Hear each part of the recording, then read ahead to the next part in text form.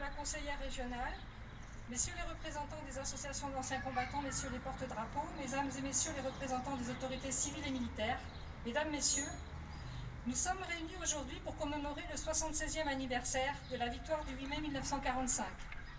Cette cérémonie débutera avec la décoration de M. André Inger, ancien combattant de la guerre d'Algérie, membre de la Fédération nationale des anciens combattants de la guerre d'Algérie, par M. Alain Cardon, retraité de la fonction publique. Interviendront ensuite les prises de parole et l'hommage aux morts. Garde à vous. Drapeau, gagnez votre emplacement.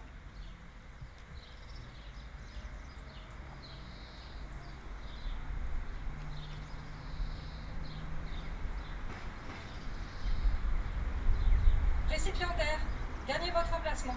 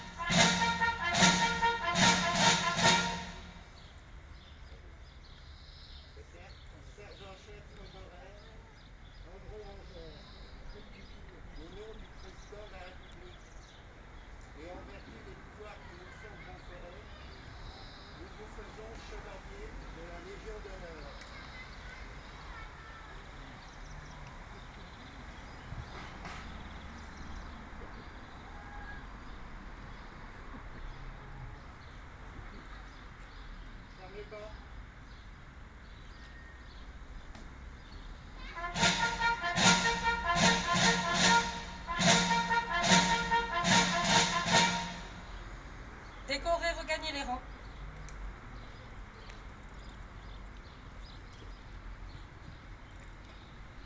Drapeau, regagner les rangs.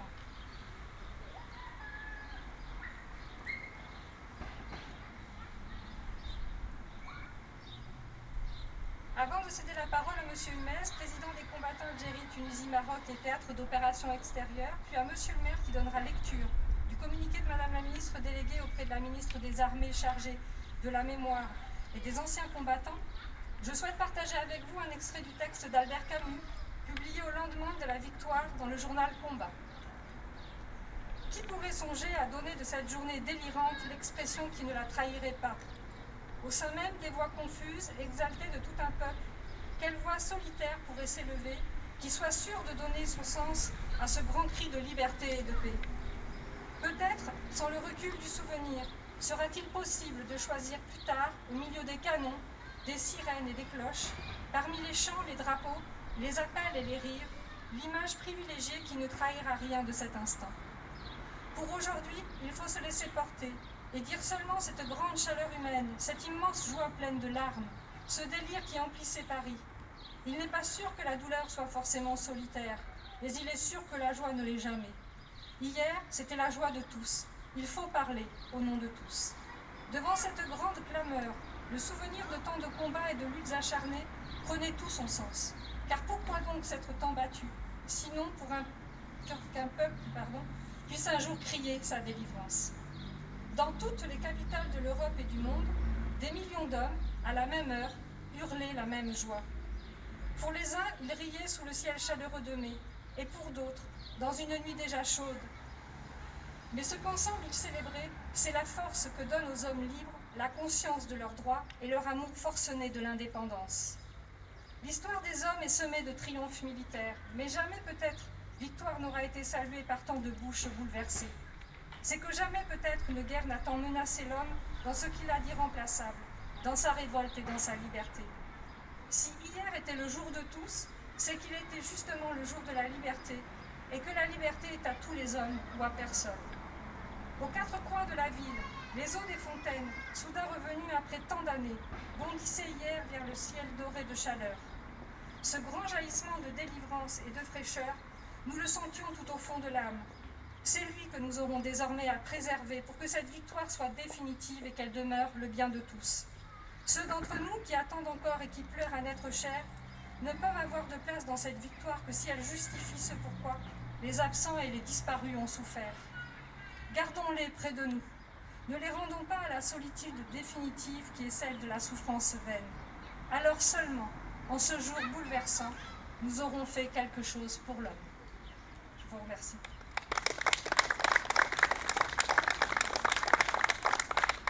Monsieur Humez, je vous invite à prendre la parole.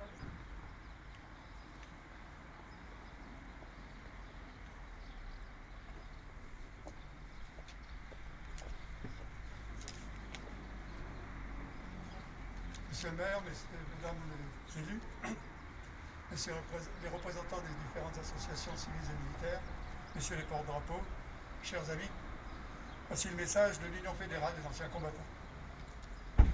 Le 8 mai 1945, jour de la victoire, la France était présente aux côtés de ses alliés pour participer à la signature de l'acte qui consacrait solennellement la capitulation sans condition de l'Allemagne nazie.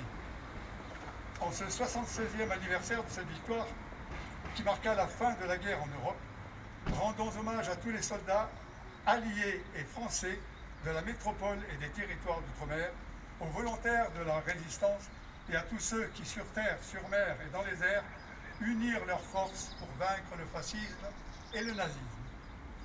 Tous les êtres humains disparus, tués dans les champs de bataille, exterminés dans les camps de concentration, massacrés, torturés d'abord, fusillés pour actes de résistance, morts en captivité ou écrasés sous les bombardements, méritent notre respect et la fidélité de notre souvenir.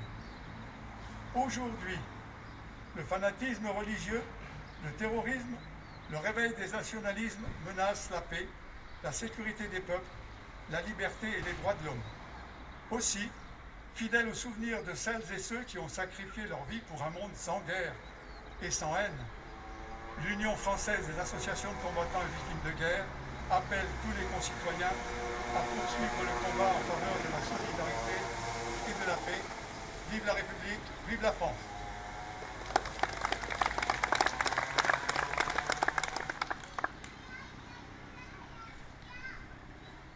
Monsieur le maire.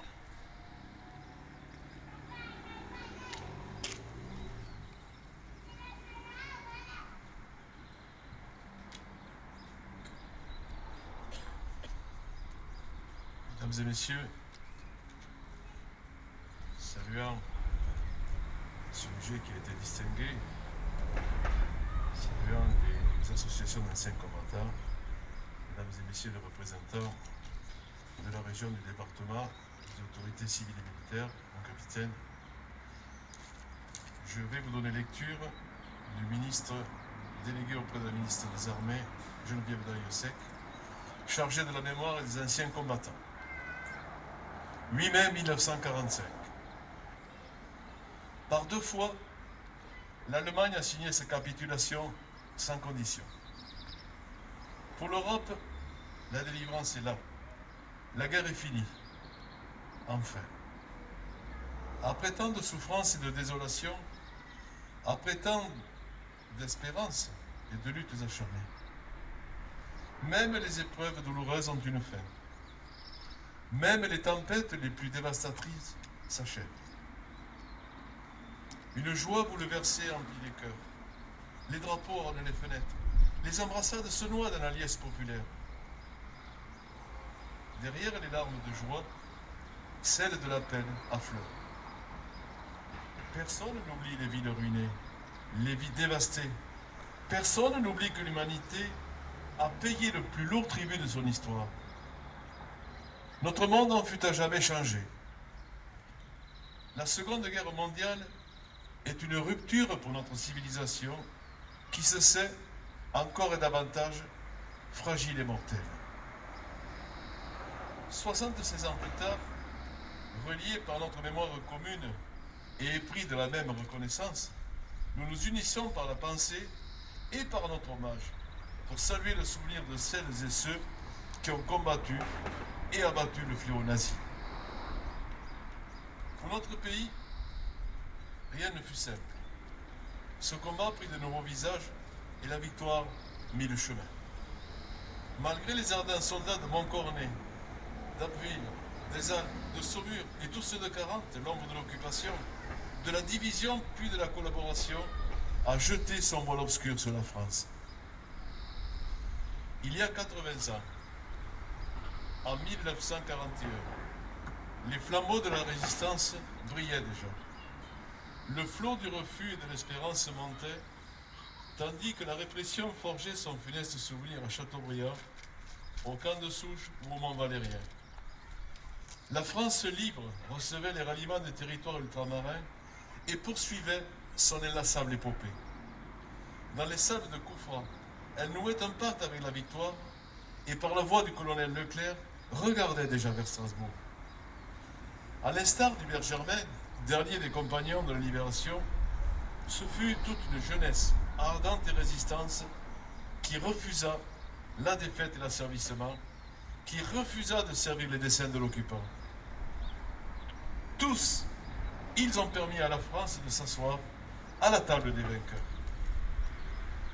Cela fut rendu possible par le combat acharné des armées françaises, des armées alliées, par les forces françaises libres qui jamais ne cessèrent la lutte, par le dévouement des résistants de l'intérieur, par chaque Française et Français qui a refusé l'abaissement de la France et la négation de ses valeurs. Notre gratitude demeure indéfectible. Entendons les mots de Malraux. Un monde sans espoir est irrespirable. La victoire de 1945 est le succès de l'espérance, mais elle est aussi l'aube d'un nouvel effort collectif pour la reconstruction, pour la paix et pour l'Europe. Hier comme aujourd'hui, face aux épreuves et aux crises du temps, la nation française se tient debout, résiliente et espérante. Unis et solidaires, souvenons-nous de l'adversité surmontée et de la liberté reconquise. Et merci aux enfants d'être présents. Je vous remercie.